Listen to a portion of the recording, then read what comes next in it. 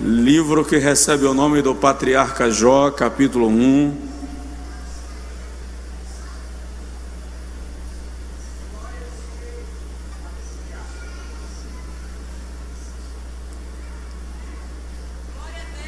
Versículos de números 4 e 5.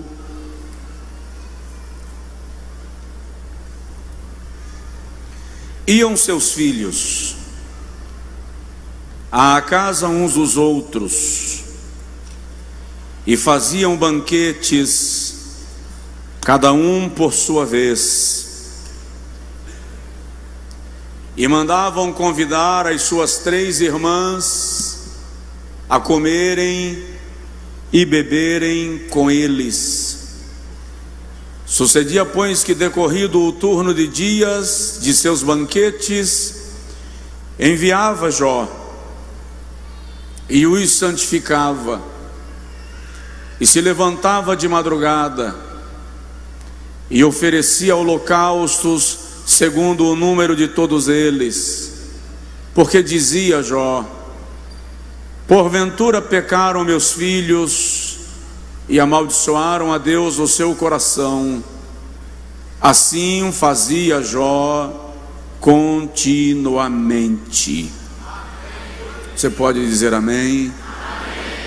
Diga comigo: Senhor, que a tua palavra seja profética sobre a minha vida. Amém. Pode sentar, querido, por favor. Eu comecei semana passada aqui com os irmãos uma série de mensagens que vai até a penúltima terça-feira deste ano, porque a última será Natal, e aí teremos a nossa cantata.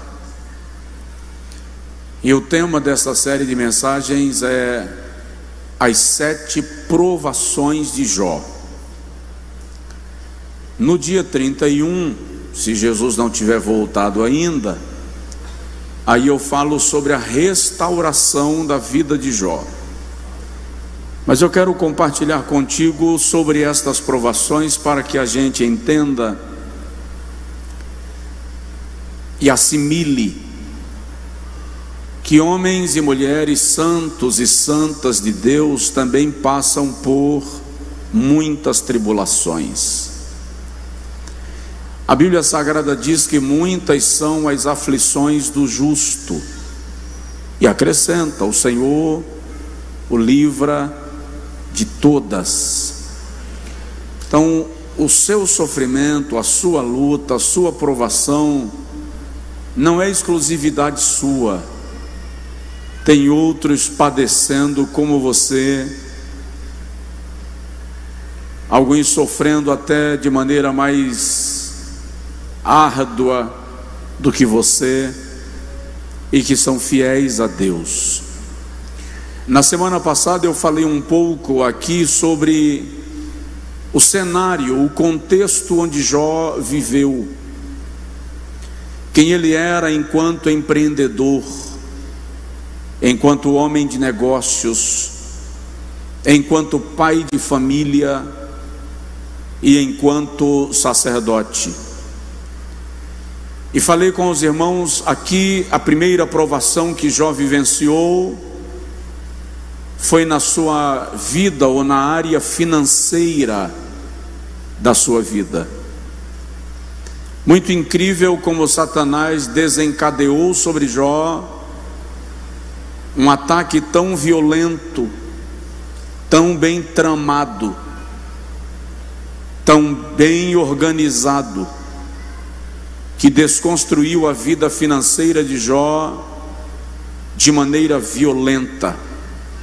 Aliás, o que eu não disse aqui terça-feira passada é que alguns estudiosos acreditam que o processo de Jó teria durado entre 8 e 10 anos.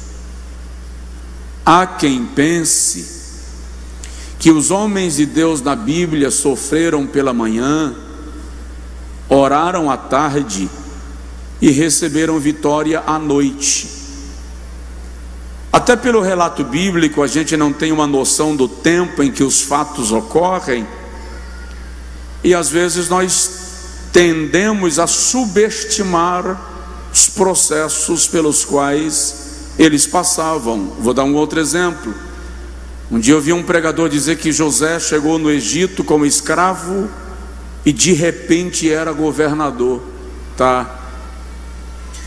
José chegou no Egito com aproximadamente 17 anos, se tornou governador ou primeiro-ministro. O texto nosso menciona aos 30, mas historicamente José tinha cerca de 33 anos quando chegou no trono do faraó como primeiro-ministro.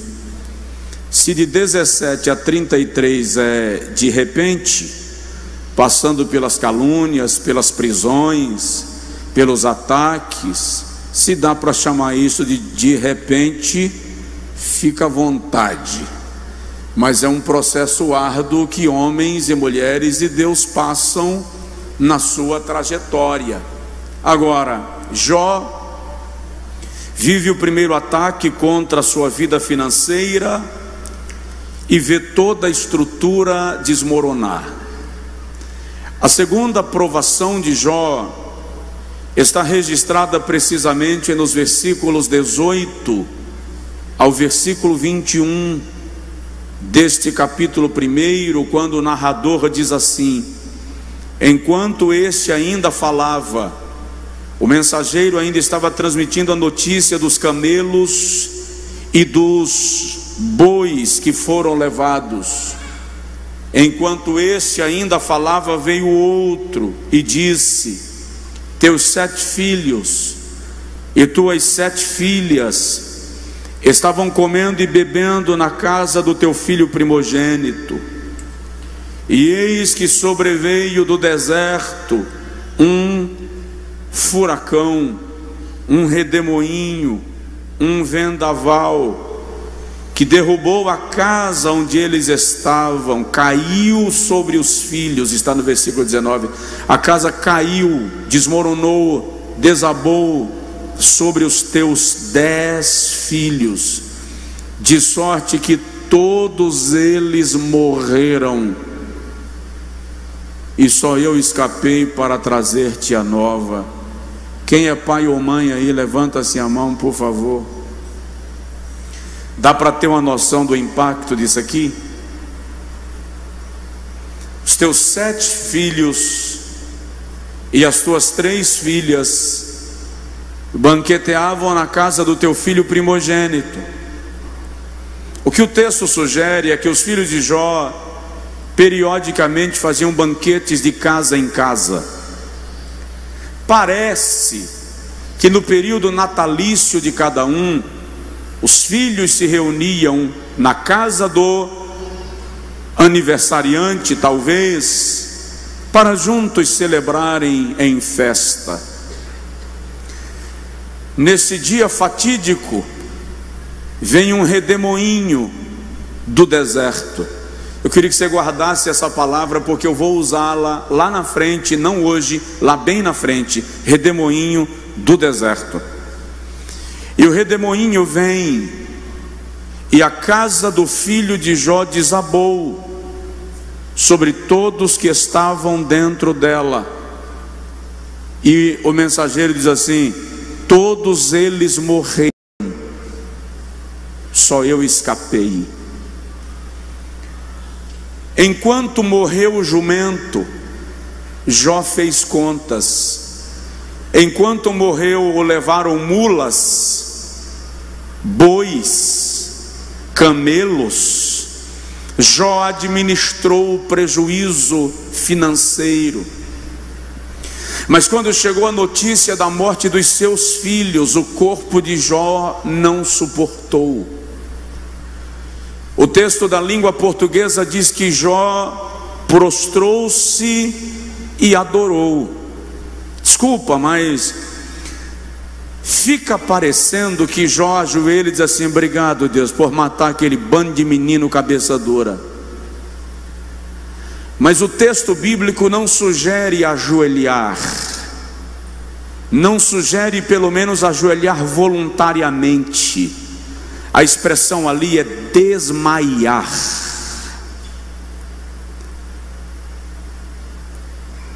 Jó não aguenta ficar de pé. As pernas não se sustentam. Ele desaba, cai, vai ao chão. E enquanto Jó está ao chão e alguém está tentando reanimá-lo, é aí que ele diz, com sufoco, com nó na garganta, com dor rasgante no peito: o Senhor me deu, o Senhor me tomou, louvado seja o nome do Senhor. Jó não está falando dos camelos, ele não está dizendo que Deus tomou os camelos. Quem tomou os camelos foram os sabeus. Jó não está falando dos bois e das jumentas. Deus não tomou boi e jumenta. Quem tomou os bois e as jumentas foram os caldeus. Jó não está falando das ovelhas. As ovelhas foram queimadas numa hecatombe, num raio que desceu do céu. Jó está falando dos seus filhos. Ele está dizendo: o Senhor que me deu, o Senhor tomou para si. Ele não adorou a Deus pelos bois levados, pelos jumentos levados, porque não foi Deus quem levou, mas ele louva a Deus pelos filhos que ele reconhece que estão diante de quem os entregou. Agora presta atenção.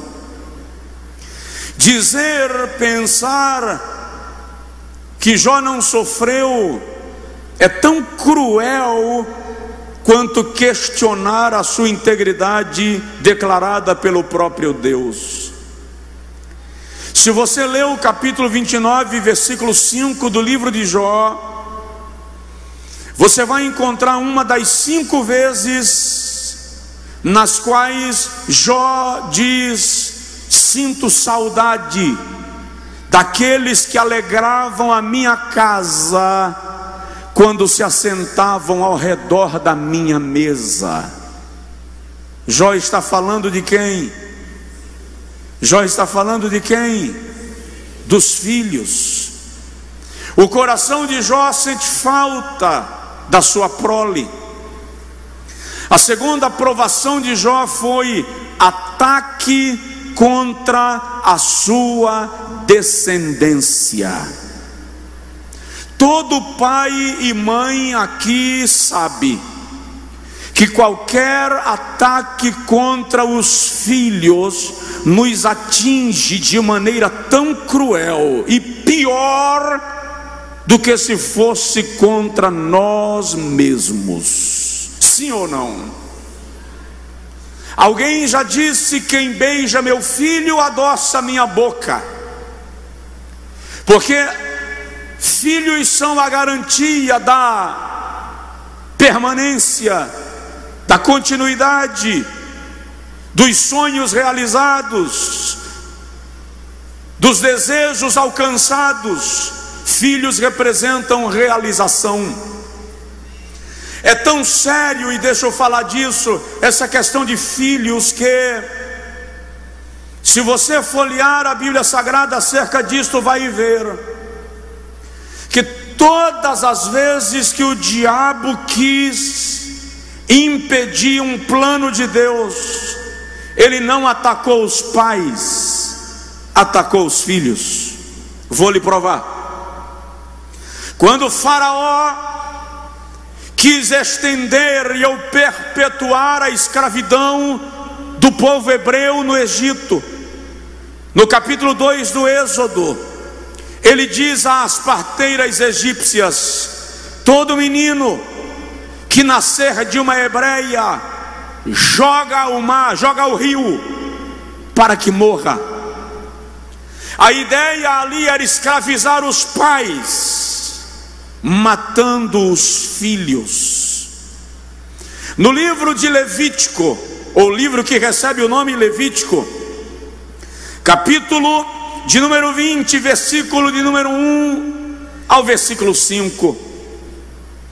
Quando Deus tira Israel do Egito e eles vão atravessando o deserto, a primeira orientação que o Senhor dá é: quando entrares na terra que eu hei de dar a vós, não ofereçais os vossos filhos por sacrifício a Moloque e aos demais deuses da terra, como eles fazem, pois é por esta causa que eu estou os expulsando de diante de vós.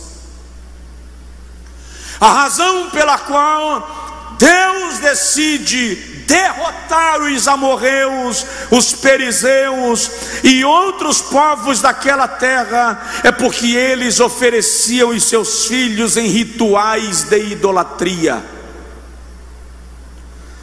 No dia que Herodes quis alcançar o Messias, Mateus 2, ele dá uma ordem: todo menino de 2 anos para baixo, nascido na Judéia, deve ser morto. Preste atenção, Satanás sabe que se ele atingir os nossos filhos, estar atingindo a nós e a nossa visão de futuro. Deus valoriza tanto a nossa descendência, Deus prima tanto pelos teus e pelos meus filhos, que em Gênesis capítulo 17, quando ele faz uma aliança com Abraão, ele diz assim: a minha aliança é contigo e com os teus filhos depois de ti.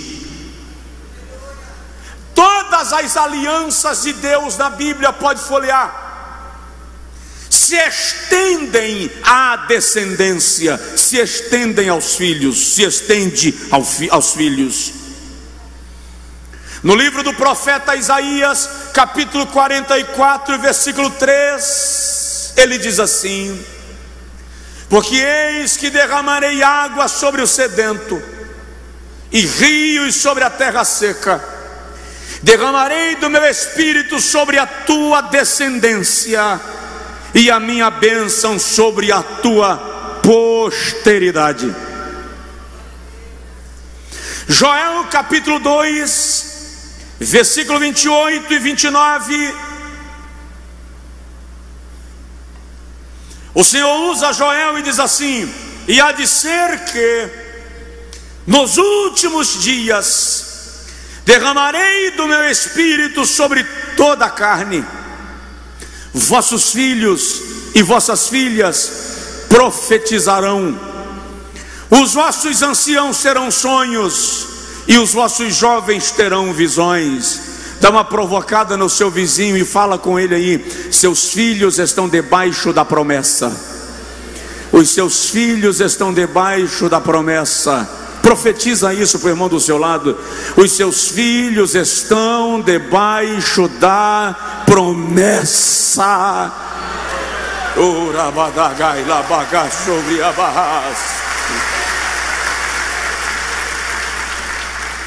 Quando Abraão comete uma precipitação e ele sai do plano de Deus, que lhe havia dito que ele teria um filho com Sarai, sua mulher, a estéril. E Abraão, por orientação da própria Sarai, se envolve com Agar e gera um filho em Agar. Ismael não era o filho da promessa. O filho da promessa era Isaque.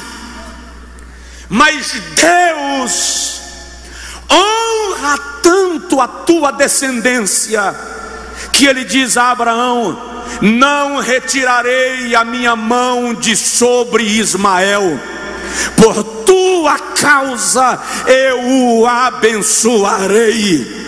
Ele será grande e gerará 17 príncipes. Só porque saiu das entranhas de Abraão, uma bênção estava declarada sobre eles. Me importa pouco se o diabo argumenta que seu filho está no mundo, nas drogas, na prostituição, nas mãos erradas. Segura lá, é seu filho, é sua filha. Deus tem uma aliança com ele por tua causa.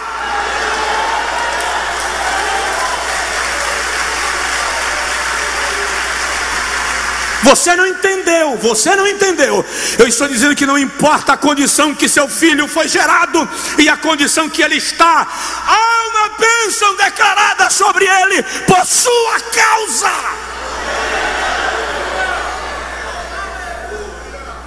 Tem pais aqui que perderam contatos com os filhos por circunstâncias adversas.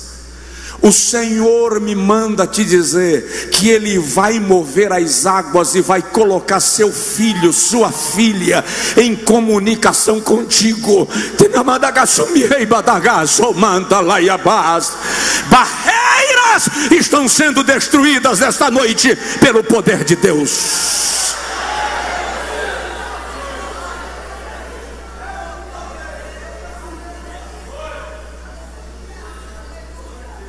Quando os espias voltam de observar a terra de Canaã, 12 espias, 10 deles dão testemunhos negativos da terra, e eles decidem murmurar contra Deus e contra Moisés. No capítulo 13 de Números, o Senhor diz assim: vocês vão morrer no deserto, vão peregrinar 40 anos no deserto, porque murmuraram 40 dias. Um ano de peregrinação para cada dia de murmuração. Aí no capítulo 14 o Senhor diz assim: mas os vossos filhos, a estes eu manterei com vida, e eles entrarão na terra que eu prometi a Abraão. Está em Números capítulo 14, versículo 31. Levante assim a mão comigo, por favor, e declare em nome de Jesus: os meus filhos estão debaixo de proteção divina, por causa de uma aliança com Deus.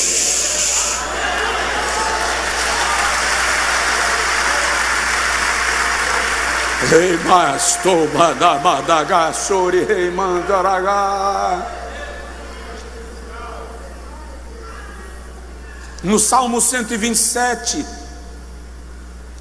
o salmista escreve o que é chamado de o Salmo da Família, junto com o 128. E de repente o salmista, no seu cântico de celebração, começa a dizer acerca dos filhos da seguinte maneira: eis que os filhos são herança. Herança ali é lote, presente, dádiva do Senhor, e o fruto do ventre, o seu galardão. Galardão aqui literalmente é bem adquirido com esforço, recompensa, retribuição. Como flechas na mão do guerreiro, assim são os filhos da mocidade. Bem-aventurado o homem que enche deles a sua aljava. Segundo ataque do diabo contra Jó, vem contra os filhos. Quantos aqui que não estão enfrentando provação em relação ao filho, seja por conta de uma enfermidade, seja por conta de um comportamento rebelde, seja por conta de desonra, seja por envolvimento com relações equivocadas. Mas esta noite eu venho, pelo poder de Deus, declarar que o diabo pode rondar os seus filhos, mas a mão do Senhor vai resgatá-los com poder para a glória de Deus. Agora veja, tenho algumas coisas a falar com você sobre isso, muito rapidamente. Primeiro, preciso te relembrar que a missão de ser pai, que a missão de ser mãe não é hobby. Tem gente que quer ser pai, ser mãe, porque é charmoso desfilar com um bebê no colo. Paternidade, maternidade é ministério. Vou repetir. Paternidade e maternidade é ministério. E vou te provar. É tão ministério que Paulo diz, quando ele orienta que as mulheres deveriam permanecer em silêncio na igreja, ele conclui o texto dizendo assim: salvar-se-á dando à luz filhos. Paulo está dizendo que maternidade é missão de salvação, é missão de redenção. Ter filhos é cumprir o plano redentor de Deus em relação à humanidade. Provoca o pai ou a mãe do seu lado e fala com ele aí: paternidade é ministério.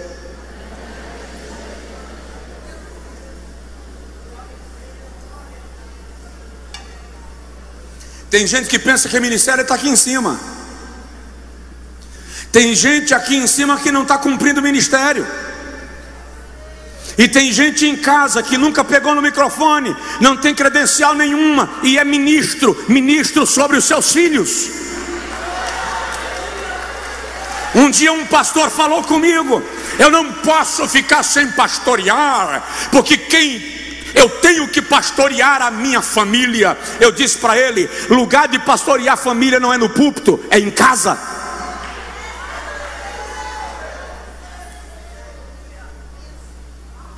Pastoreio dos seus filhos, eles são responsabilidades suas, e Deus vai pedir conta dos filhos que te deu. Alguém me entendeu? Diz amém. É ministério. E o diabo quer atingir os seus filhos para bloquear o plano e as promessas de Deus em relação a você. Eu fiz algumas observações hoje à tarde, por exemplo, para falar um pouco sobre tipos de pais, mas eu vou atropelar isso por causa do horário. Eu ia falar, por exemplo, sobre pais rejeitadores. Pais que tratam os filhos com rejeição. Quando eu voltar a pregar sobre cura da alma, eu vou lhe falar sobre o estrago que a rejeição faz na alma de uma pessoa. Muitos pais na igreja rejeitam os seus filhos. Eu iria falar sobre pais aceptivos, aquele pai que bajula demais um filho e trata o outro com desprezo ou indiferença. Vou citar porque Deus está falando. Eu não vou tomar tempo, mas vou citar, porque Deus está falando com gente aqui. Tem filho que acabou de dizer aí: é hoje que Jesus resgata a minha alma. Pais que tratam os filhos com diferença, 2 pesos e 2 medidas. Outros pais indiferentes, não se importam com a vida dos filhos, nem o que eles fazem, nem para onde vão, nem quem são os seus relacionamentos. São indiferentes, não se importam com nada. E é preciso acompanhar o seu filho, observar o seu filho, conhecer os amigos dele E de vez em quando ele falar que vai no cinema com os amigos, se ofereça para ir também. Não é todo dia que ele vai lhe querer, porque tem dia que você vai ser um caroço de feijão no tênis. Mas de vez em quando se aproxime dos amigos dele. Não porque eu sou de outra geração e eu não admito o comportamento dos jovens de hoje. Você não admite, mas entrega seu filho para viver de qualquer jeito. Então acompanhe, se aproxime. Pais violentos. O diabo está usando tudo isso para levar os filhos para a destruição. Pais que tratam os filhos no cascudo, no tabefe, no puxão de orelha, no beliscão. Lá vai. Pais que acendem os fósforos, apaga e encosta na pele da criança. Pais violentos que dão tapa na mesa, que jogam o copo na parede, cuja criança não consegue ouvir a voz e começa a tremer. O diabo está roubando o seu filho e está usando pais desse tipo para fazer isto. Pais violentos, pais frustrados, são aqueles que querem atribuir aos filhos a missão de realizar aquilo que eles não conseguiram. Você tem que ser médico porque era meu sonho e eu não fui. Mas certa feita o meu filho me chamou a atenção, porque eu invoquei com ele. Eu disse para ele: você vai decidir se vai ser médico ou juiz. Te vira, te quero num dos dois cursos. E peguei no pé. Acompanhei para o vestibular. Fiquei na porta esperando. Fiquei na porta dentro do carro, esperando horas. Um dia, indo para a segunda prova, ele disse assim: tudo bem, eu vou ser médico, mas eu estou realizando o meu sonho ou o seu? Aí eu parei. Eu estava tentando dar a ele a missão de fazer o que eu não fiz. E isso não é justo com ninguém.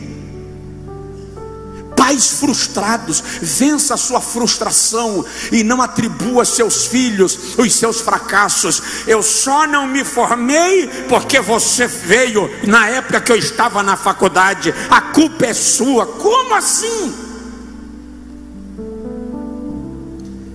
Está na hora de alguns pais abraçarem seus filhos hoje e pedir perdão e dizer para eles: você é herança, você é galardão, você é dádiva, você é presente, em nome de Jesus Cristo. Filhos que têm dificuldade de chegar em casa, eu não estou falando de pais que não conhecem a Deus, eu estou falando de pais na igreja. Eu ouço adolescentes, eu ouço líder de adolescentes, eu ouço líder de jovens, e alguns dos nossos são frustrados em sua própria casa.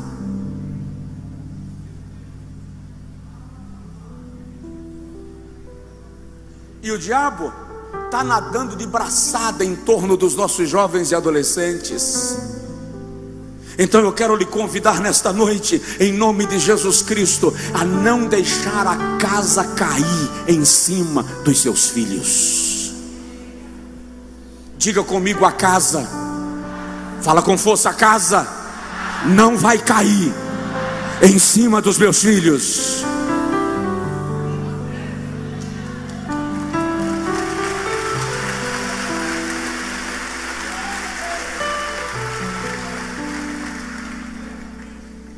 Aí você olha para mim e diz assim: pastor, caiu sobre a cabeça dos filhos de Jó. Eu não sou melhor do que eles, ou do que ele.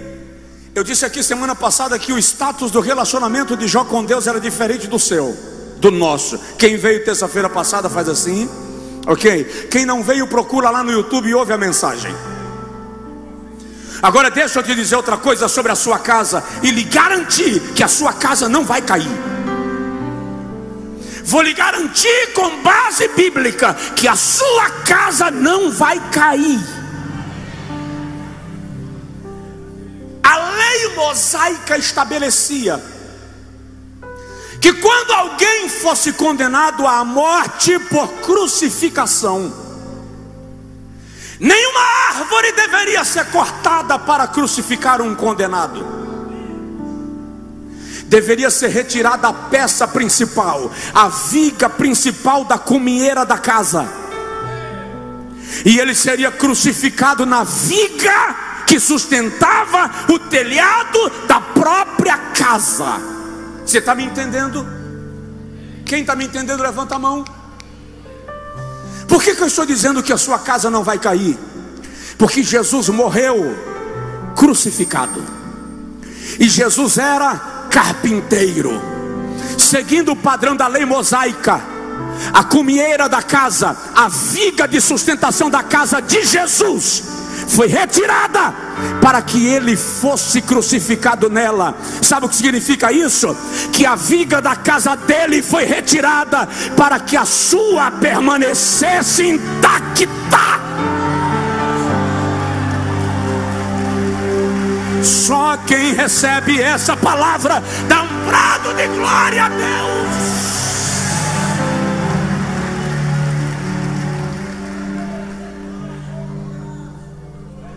Aleluia.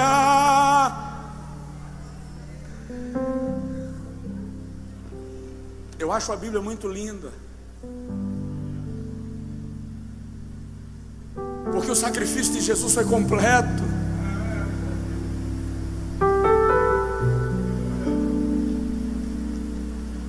Agora, o que eu posso fazer acerca dos meus filhos? Já concluo. Primeiro, exerça uma fé profética sobre eles. Exerça uma fé profética sobre os seus filhos. 1 Samuel capítulo 1 revela que todas as vezes que Ana ia visitar Samuel no templo, ela levava uma túnica para vestilho.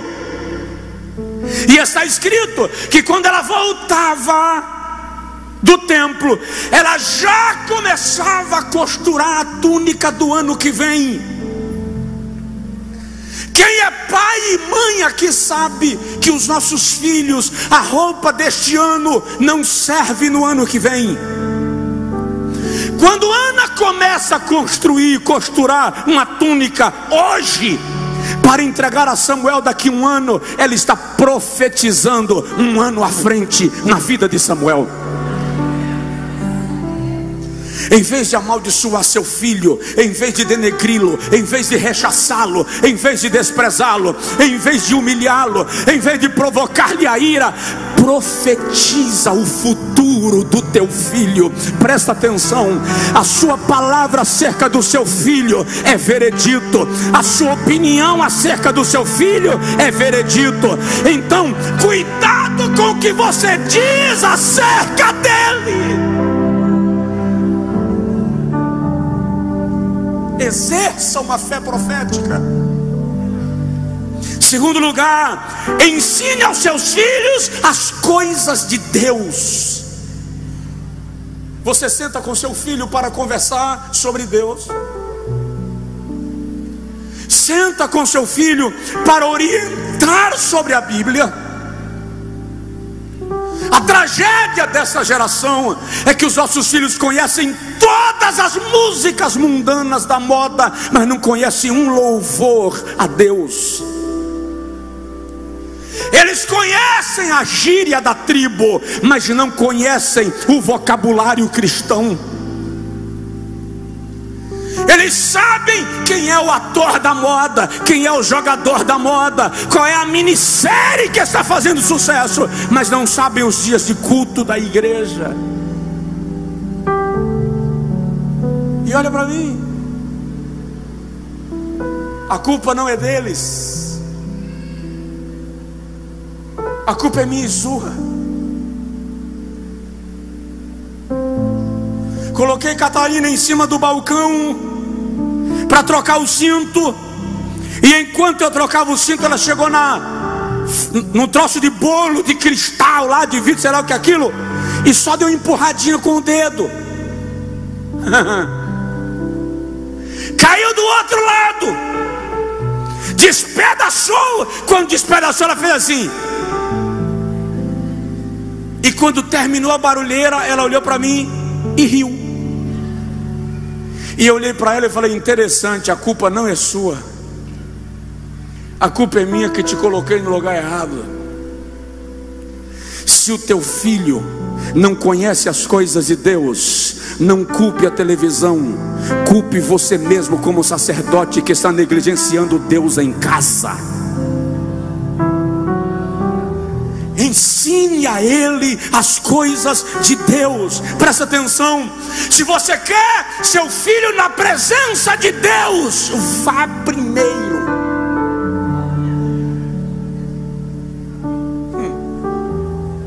Seu filho lhe vê orando, seu filho lhe vê lendo a Bíblia, seu filho sabe que você jejua.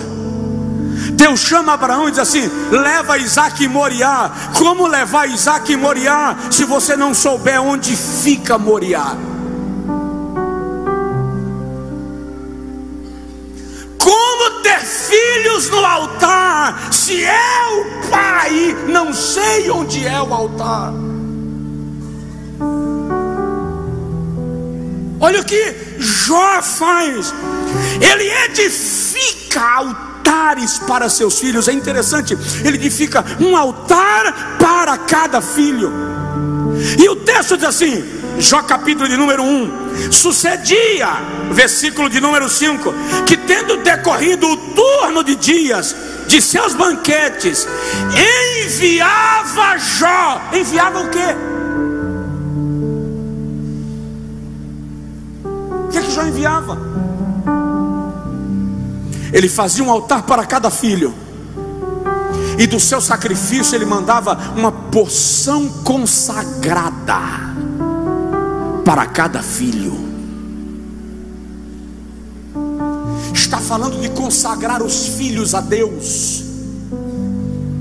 Está falando de fazer com que o nosso culto seja em função deles, para Deus, mas em função deles. Trazê-los à presença de Deus, fazê-los saber: hoje eu estou com o altar edificado por sua causa. Filho, hoje eu estou em jejum por sua vida. Filha, hoje eu estou num dia de oração por sua vida. Filho, essa madrugada eu fui no teu quarto e orei por você. Enviar porções consagradas para que seu filho reconheça que as vitórias que ele recebe não são resultantes da sua capacidade, mas de um pai, de uma mãe que está de joelhos orando por sua vida. Você está me entendendo? Diga amém. Vou concluir. Se nós queremos que os nossos filhos sejam livres dos ataques do maligno, libere palavras proféticas para seus filhos. Abençoe os seus filhos com palavras da parte de Deus. Ministre sobre eles e abençoe. Abençoe os seus filhos. Ei, não amaldiçoa, abençoe. Ah, pastor, se você soubesse, meu filho está ficando em 8 recuperações, eu estou revoltada. Abençoe. Abençoe. Sou pai. Um dia eu busquei meu filho na porta do colégio. Ele entrou com o boletim na mão e eu não falei nada e saí dirigindo. No meio do caminho ele perguntou: o senhor não quer saber das minhas notas? Eu disse a ele: pode falar. Ele disse, tentou levar na brincadeira e disse: meu boletim, que chama, né? Meu boletim está colorido. Diga. Perdi. Foi 11? Perdi em 11. Eu disse para ele: beleza. Beleza como? Beleza. O senhor não vai falar nada? Eu não. Então eu perdi de ano e vou repetir? Não. Vai fazer as recuperações. Mas eu vou fazer 11 recuperações, pai. Vai, perdeu em 11, vai fazer 11. Podia ter passado nas 11. Mas tem que pagar. Eu pago. Paguei às 11. Falei, você vai passar. Quando chegou o resultado das 11, passou nas 11. Parabéns. Agora é o seguinte: aquela mesada que você recebia, já fiz a conta, vai ser cortada por 11 meses para você pagar as recuperações que eu acabei de pagar. Segundo, você vai começar a trabalhar comigo o ano que vem e você vai pagar metade da mensalidade da sua escola, que é para você saber quanto custa. Terceiro, vou ficar o ano inteiro sem lavar o carro e é você quem vai lavar, que é para completar o valor dos 50% da mensalidade. Olha para mim, não perdeu nenhum ano mais, não ficou em nenhuma recuperação mais, sem tapa, sem gritaria, sem confusão, sem humilhação. Apenas aprendeu que passar é mais barato do que perder.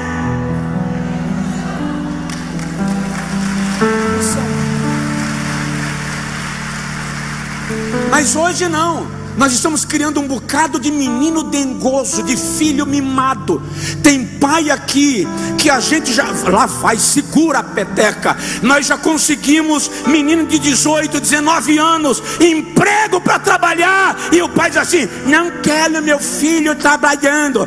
Cria ele com bico, com mamadeira, que quando ele tiver 40, ele te bota para pagar o tênis dele. Vai ser homem, caba velho. Comecei com 7 vendendo sonho. Com 10 eu vendia pão. Com 11 eu era servente de pedreiro. Com 13 eu era pintor. Com 14 eu era dono de uma metalúrgica. Com 15 eu era dono de uma fundição de gesso.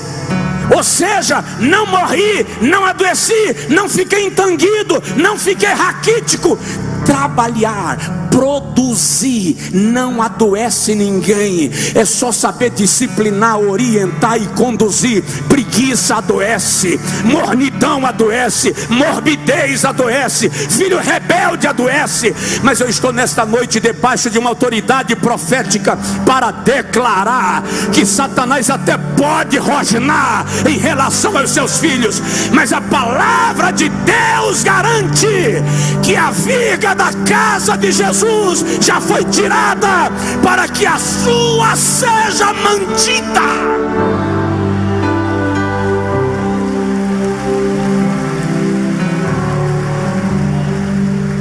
Fica de pé, por favor, quem puder. Dá uma provocadinha no seu vizinho e diz para ele aí: a sua casa não vai cair.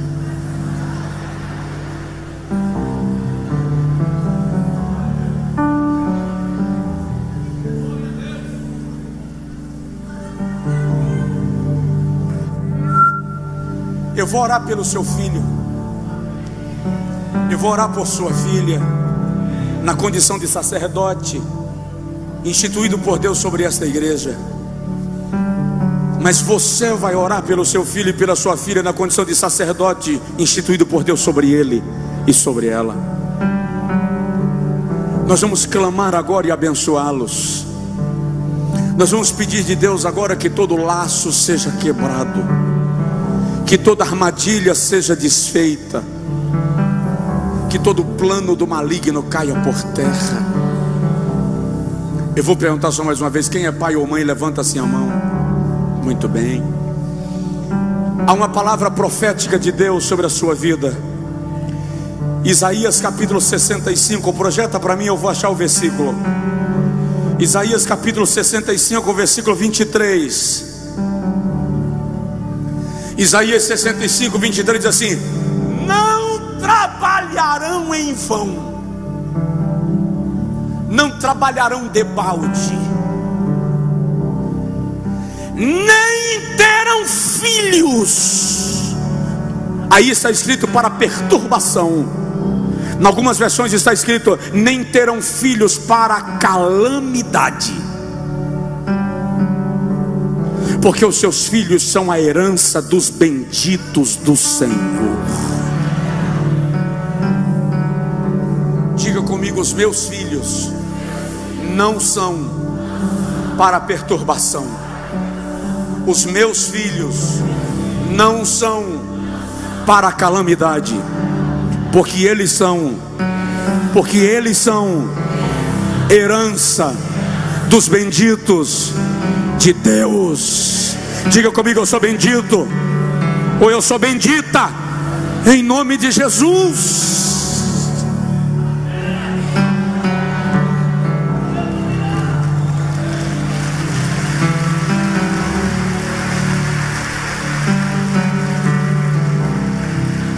Ore agora pelo seu filho e pela sua filha.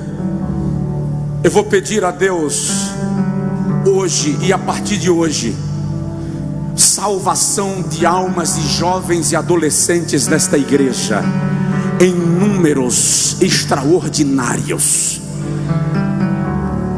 Eu vou pedir a Deus que todo laço de drogas, de acidentes, de rebeldia, de esfriamento espiritual sobre os nossos filhos caiam por terra em nome de Jesus Cristo. Você vai orar comigo agora e vai repreender o redemoinho que vem do deserto contra seus filhos. No final dessa campanha, dessa série, eu vou te mostrar que Deus também sabe usar redemoinho para reconstruir. E eu quero declarar um vento da parte de Deus acerca da tua descendência. Pai, em nome de Jesus Cristo agora, eu quero pedir, Senhor, que os céus se movam acerca deste povo. Eu quero pedir, Senhor, que as nuvens se movam, sejam mexidas acerca deste povo. Eu quero pedir que todo ninho que o diabo tem construído em torno dos nossos filhos seja desconstruído, desmanchado, em nome de Jesus Cristo. Onde quer que eles estejam agora, Senhor, eu peço que o Espírito da graça vá ao encontro deles agora.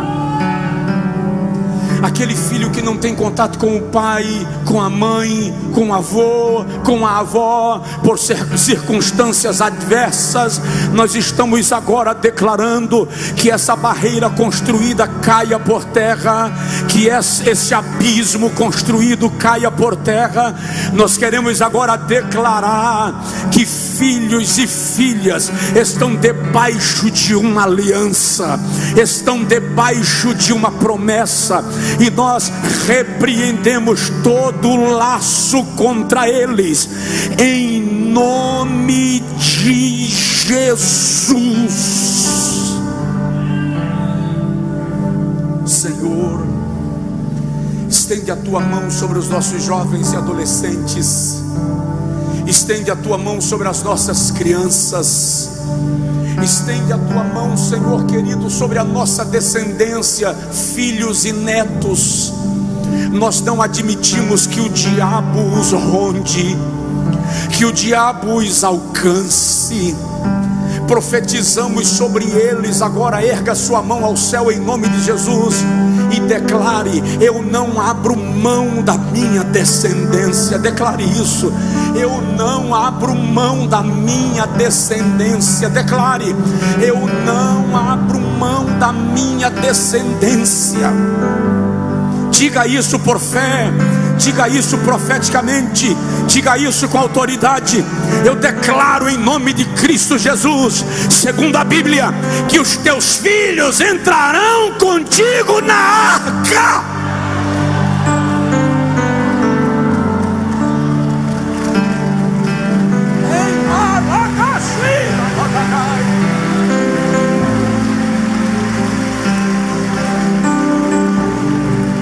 Aleluia, aleluia, aleluia, aleluia. Aleluia, aleluia, aleluia.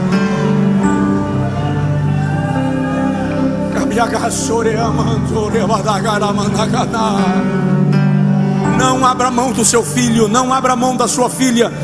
Não deixe o maligno levá-los, não deixe o mundo devorá-los. Acompanha, chega junto, senta, ouve, ora, intercede, clame, abençoe.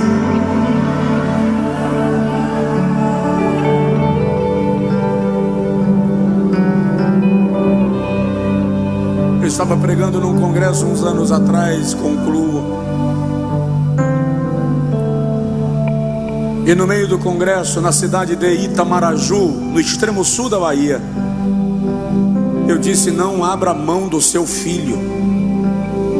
E um pastor que estava no púlpito desceu do púlpito na hora. Naquele dia pela manhã, isso fazem muitos anos, devem ter pelo menos 18, 20 anos. Naquele dia o filho dele declarou que era homossexual.